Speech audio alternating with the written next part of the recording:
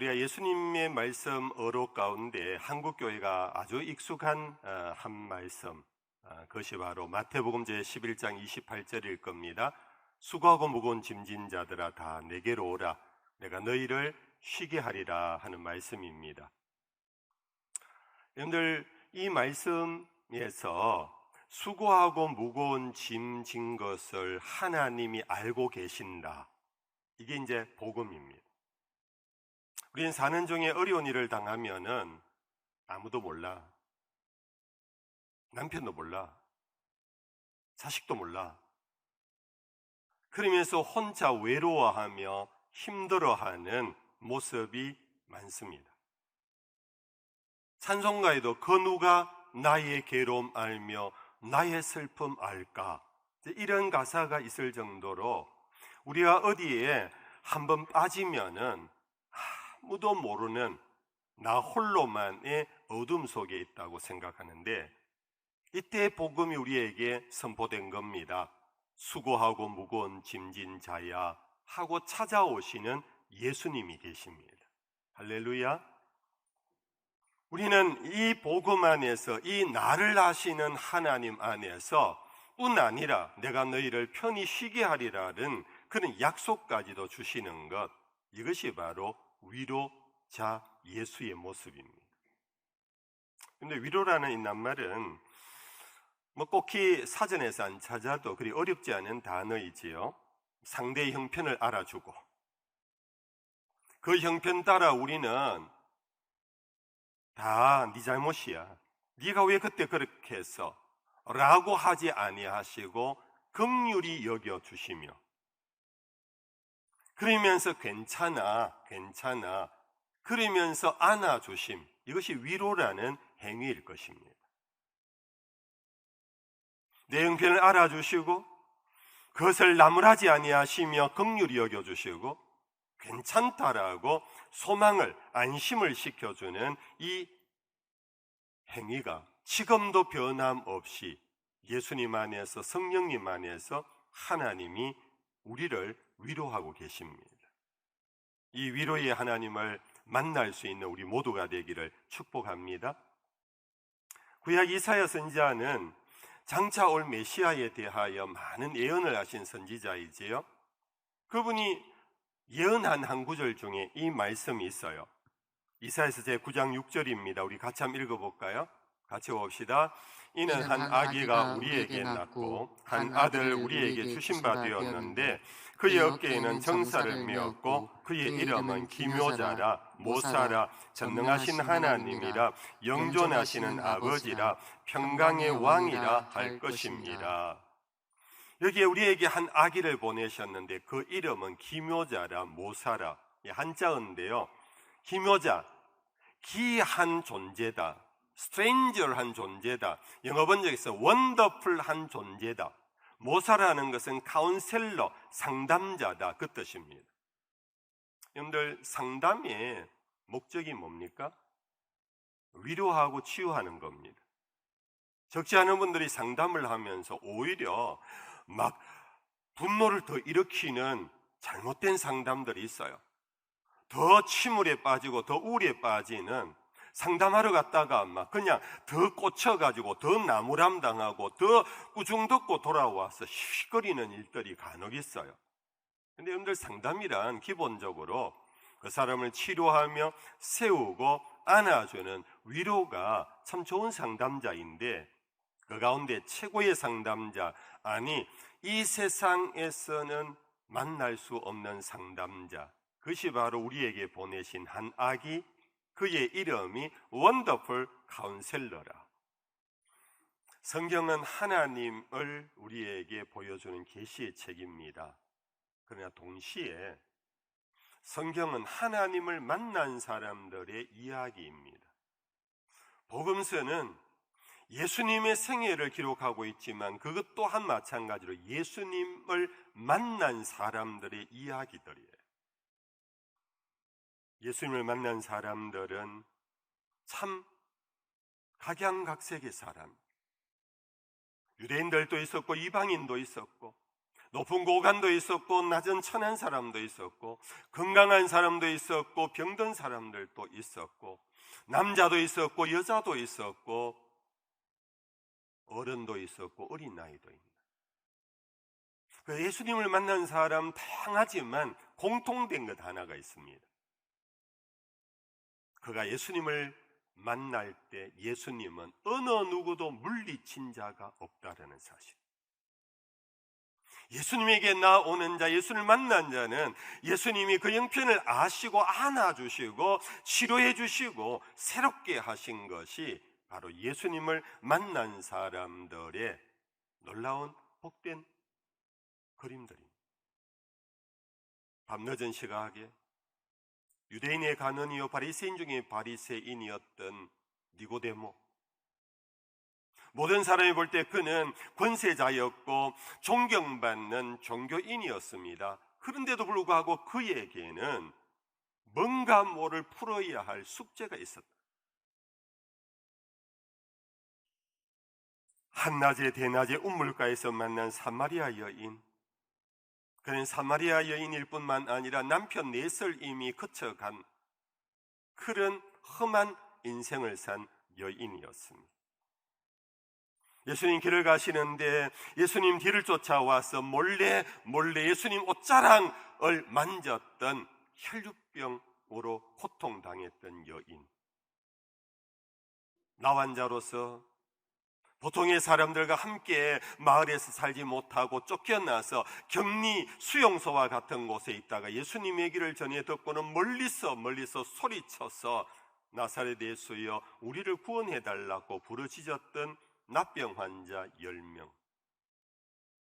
그리의 아버지의 대를 이어 아버지가 앞을 보지 못하는 디메오였습니다. 정말 힘든 인생을 살아가는 그가 아들을 낳았는데 바디메오가 아버지이어서 그 죽대기 하나 갖고 노숙 생활을 한 그런 중에 예수님 소문을 전해 듣고는 멀리서 소리쳤습니다. 다윗의 자손이여 나를 불쌍히 여겨 달라고 하는, 그때 예수님이 그들 데리고 오라고 하며 예수님 만나 주셨고, 로마 군인 백부장조차도 자기 수하의 종이 병들었다고 하면서 예수님 찾아왔을 때 이방인을 만나지 않았던 유대인의 전통과 달리 예수님은 그를 만나 그의 믿음을 보시고 고쳐주신 사건들, 여러분들 이 모든 얘기들은 종합은 이런 얘기예요. 인생 누구에게나 다 문제가 있구나. 문제 없는, 어려움 없는, 고통 없는 존재가 없구나. 그러므로 두 번째는 인생 누구에게나 예수님이 필요하구나. 예수님을 만나야 하는구나. 동시에 결론 세 번째는 예수님을 만나면 누구든지 무슨 일이든지 풀리어지고 해결되어지는구나. 할렐루야. 성도 여러분들, 이것은 옛날 옛적에 2000년 전에 예수님의 일만이 아닙니다. 여러분들, 우리를 과와 같이 버려두지 아니하고 다른 보혜사 성령을 우리에게 보내주시겠다고 하며 지금도 성령 안에서 하나님 우편에서 우리를 위하여 탄식하며 기도하시는 예수님은 히브리서의 13장 8절에 예수님은 어제나 오늘이나 영원토록 동일하시다고 말씀하셨습니다.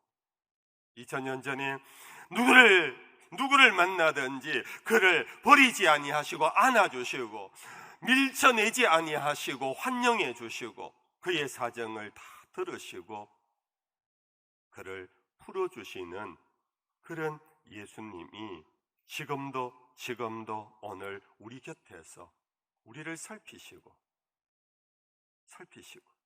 우리의 마음의 문을 두드리고 계십니다. 내가 문 밖에 서서 문을 두드린다. 네가 열면 내가 들어가 너는 나와 더불어 먹고 나와 함께 마시리라고. 주님은 우리가 구하기도 전에 지금 찾아와서 문을 두드리십니다. 너 왜 혼자 울적해? 너 왜 혼자 무거운 짐 지고 있어? 너 왜 혼자 그렇게 세상 다 산 사람처럼 왜 그래? 문을 두드리시며 지금도 찾아오셔서 우리를 만나시려고 하는 예수님. 오늘 본문은 이러한 위로를 경험한 자에게 주시는 명령입니다. 너희의 하나님이 이르시되 너희는 위로하라. 내 백성을 위로하라. 너희는 예루살렘의 마음에 닿도록 말하며 그것에게 외치라. 그 노역의 때가 끝났고 그 죄악이 사함을 받았느니라. 그의 모든 죄로 말미암아 여호와의 손에서 벌을 배나 받았느니라 할지니라 하시니라. 당시 이스라엘의 상황은, 이사야 선지자가 활동하던 이스라엘의 상황은 남북으로 나누어졌던 역사 속에서 북쪽 이스라엘은 벌써 아수르에 의해서 패망을 당했어요. 북쪽 이스라엘을 멸망시켰던 아수르의 군대가 멈추지 아니하고 남쪽 유다를 향하여 진군해 왔습니다. 예루살렘을 남겨두고 남쪽 유다도 거의 대부분 아수르의 군마의 발굽에 지금 밟혀버린 패망 직전의 상황이었습니다. 이런 상황에서 하나님은 이사야를 만나시고 이사야와 함께 이름이 드러나지 않은 무명의 하나님의 사람들 복수 너희는 라고 말하면서 너희의 하나님이 이르시되 너희는 위로하라. 내 백성을 위로하라. 우리의 경험, 가정에서나 속해 있는 어느 공동체 안에서 환경이 어렵고 힘든 그런 상황에 빠지면은 우리 모두가 예민해져요. 그 예민해진 감정이 드러나는 것이 서로 갈등해요. 오히려 서로 부딪혀요. 서로 원망하잖아요. 그러면 남 탓을 해요. 쉬운 말로 아이가 공부를 못해도 부부는 남 탓해요. 당신 닮았어. 우리는 어려움 닥치면은 다 그래요. 우리 인간의 정말 연약한 모습이에요. 어려움이 있기 전까지는 다 자기가 잘난 것 같고 자기 때문인 거 그러다가 어려움이 딱 닥치면은 막 바로 돌아서요. 원망하고 남 탓하고. 그것이 더 어려움을 가중시켜버려요. 그게 멸망의 지름길이에요.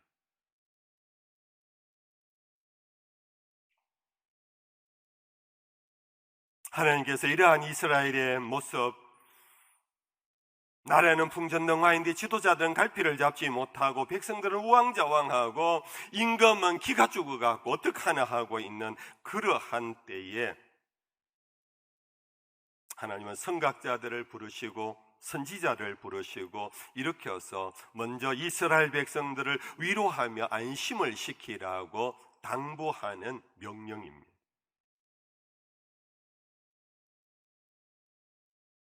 아무도 그렇게 하지 않는, 아무도 그렇게 나서서 위로하는 자가 아무도 없을 그때에 너희는 위로를 해야 된다. 너희는 이 백성을 향하여 위로해야 된다. 다 망하게 되었다고 그렇게 두 손 들고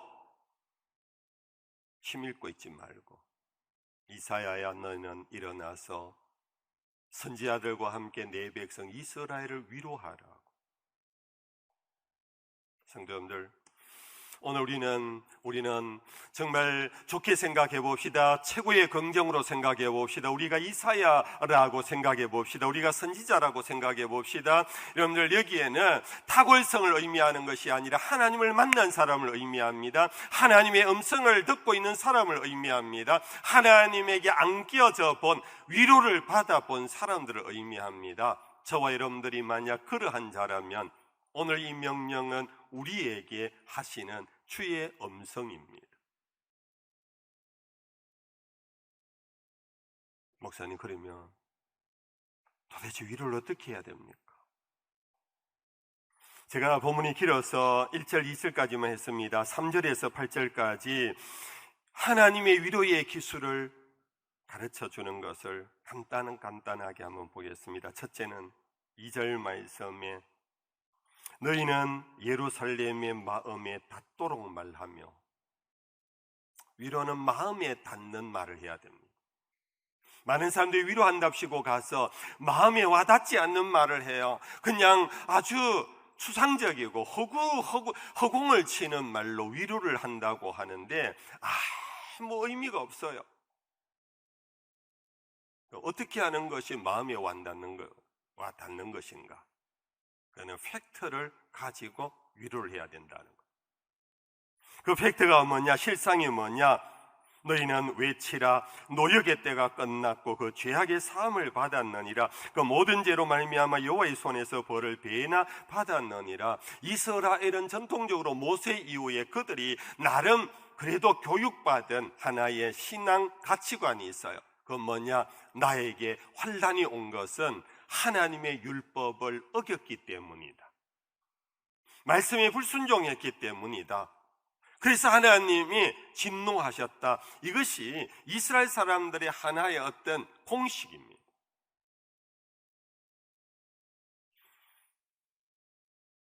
이사야를 통해 선지자를 통하여 하는 말이 너희들은 이 고난과 국난 속에서 너희들이 헤쳐나갈 수 있는 길은 이제 하나님께서 그 진노의 손을 내려놓았다고 하라. 너희들은 이제 모든 죄악이 사함을 받았다고 하라. 간혹 우리 성도 제가 목회하면서 성도들을 보면요, 유사한 모습을 많이 봐요. 정말 실패가 있고 환난이 있고 병고가 있고 어려울 때 오히려 믿음이 좋은 사람들의 공통된 모습이 뭐냐 하면 죄책감이에요. 내가 하나님 앞에 불순종해서 그렇다. 내가 주의를 범해서 그렇다. 내가 하나님의 교회를 제대로 잘 못 섬겨서 그렇다. 참 이 죄책감이라는 것도 어떤 의미에서 참 은혜예요. 근데 문제는 이 죄책감을 넘어 하나님의 은혜의 손을 붙잡아야 믿음인데, 그를 못 붙잡고 죄책감에 사로잡혀서 그게 짓눌려 있어 더 힘들게 살아가는 모습을 봐요. 사랑하는 성도 여러분들, 우리는 겸손하게 나에게 임한 어려움이 나의 부족과 허물 때문이라는 것을 인정한다면 그것도 은혜입니다. 그러나 그 은혜 위에 은혜가 하나 있습니다. 그것은 벌써 하나님은 우리의 죄를 용서하셨다라는 복음입니다. 우리 아직 죄인이었을 때, 우리 아직 경건치 않을 때, 우리가 하나님을 찾기도 전에 하나님께서 독생자를 보내시고 죽이심으로 우리를 향한 사랑을 확정하셨다라는 이 복음 속에, 맞아, 내가 하나님 앞에 잘못했지, 맞아, 그래서 내가 이 환난을 겪는 거야 라고 인정한 넘어서 이제는 고역의 때가 끝났다. 이제 그 죄악의 사함을 그리스도 안에서 받았다 하는 이 복음을 선포하는 것, 이것이 위로의, 그리스도인의 위로의 제일 첫 관문입니다. 위로의 문을 여는 것이 뭐냐? 집사님, 하나님이 그래도 당신 사랑합니다. 하나님 당신이 이미 용서하셨습니다. 집사님, 너무 그렇게 매몰되지 마십시오. 하나님은 집사님을 향하여 벌써 웃고 계십니다. 집사님 아시지요? 탕자의 이야기. 아버지는 집 나간 자식을 향하여 진노만 하고 계신 것이 아니라 이 아들 언제든지 돌아오면 받아줄 준비로 이미 용서하고 있는 아버지의 이야기, 집사님 아시지요? 이것이 여러분들 그리스도인의 위로의 첫 번 기술입니다. 성도 여러분들, 오늘 우리는 너무나 쉽게 남을 정죄 잘합니다. 너무나 쉽게 판단 잘합니다. 우리는 위로자가 아니라 정죄하고 판단하고 심판자에 앉아버립니다. 욥의 친구들처럼 말이지요. 욥이 다 잃어버렸습니다. 고통 속에 있습니다. 처음에는 위로한다고 찾아온 이 친구들이 욥을 보면서 네가 죄가 없으면 그렇게 했느냐고 오히려 더 정죄하는, 그로 인하여 욥을 더 어렵게 만드는 모습이 오늘 우리들 모습이 아닌가 생각해 봐야 합니다. 오히려 여러분들, 우리는 정말 위로자가 되어야 합니다. 왜 그렇습니까? 우리가 받은 위로가 있기 때문입니다. 우리가 받은 용서가 있기 때문입니다. 하나님이 나의 죄를 불문하고 나를 용서하셨던 그 은혜를 경험한 사람이라면 힘들어 있는 내 가족, 내 이웃, 내 교회, 이 나라 백성을 향하여 너희는 가서 위로하라. 고역의 때가 끝났고 내 죄악이 사함을 받았느니라 선언하라. 두 번째는 3절에서 5절까지 내용입니다. 제가 읽어보겠습니다. 외치는 자의 소리여 이르되 너희는 광야에서 여호와의 길을 예비하라. 사막에서 우리 하나님의 대로를 평탄하게 하라. 골짜기마다 도두어지며 산마다 언덕마다 낮아지며 고르지 아니한 곳이 평탄하게 되며 험한 곳이 평지가 될 것이요 여호와의 영광이 나타나고 모든 육체가 그것을 함께 보리라. 이는 여호와의 입이 말씀하셨느니라. 성도 여러분들, 이 말을 요약하면 이런 얘기입니다. 하나님은 이미 우리에게 위로를 베푸시려고 출발하셨다. 그런데 여호와께서 우리에게 다가오는 길이 너무 구부러져 있다. 이 길을 평탄케 하여라. 여러분, 이것은 바로 세례자 요한의 사역인 거 여러분들 아시지요? 예수님 오시기 전에 6개월 먼저 오신 세례자 요한을 마가복음에서는 그렇게 합니다. 이사야서의 말씀을 인용하면서 그의 길을, 그의 첩경을 평탄케 하라. 결국 뭡니까? 세례자 요한이 이 길을, 구부러진 길을 평탄케 하는 메시지가 뭡니까? 회개하라. 회개하라. 여러분들, 우리가 하나님의 은혜를 왜 느끼지 못하며 위로를 오늘 또 왜 경험하지 못하느냐 하면은 하나님과 우리 사이의 길이 구부러져 있어서 하나님의 사랑과 하나님의 그 은총의 위로의 빛을 보지를 못하기 때문입니다. 하나님 말씀하셨습니다. 내 손이 짧아 너희를 구원하지 못함이 아니요 내 능히 부족하여 너희를 일으키지 못함이 아니라 너와 내 사이에 죄악이 가로막혀서 그렇다고. 주님은 우리에게 벌써 용서의 얼굴을 드셨는데 하나님을 향한 우리의 마음이 왜곡되어지고 여전히 이 세상의 모습처럼 구부러진 황하강처럼 그렇게 우리에게 요구하는 것 하나가 있습니다. 회개하랍니다. 위로의 길은 회개하는 심령이 강같이 흘러 넘친답니다. 사랑하는 성도 여러분들, 이 성탄의 계절은 회개의 계절이 되어야 합니다.